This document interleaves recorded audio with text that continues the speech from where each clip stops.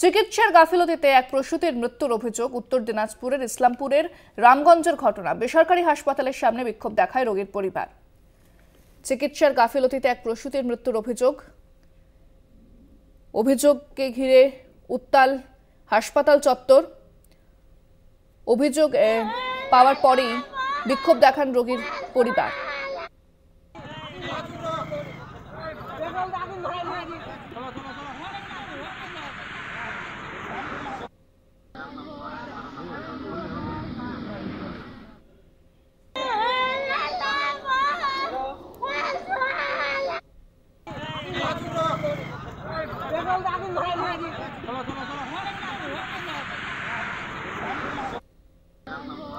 চিকিৎসার গাফিলতিতে এক প্রসূতির মৃত্যুর অভিযোগ।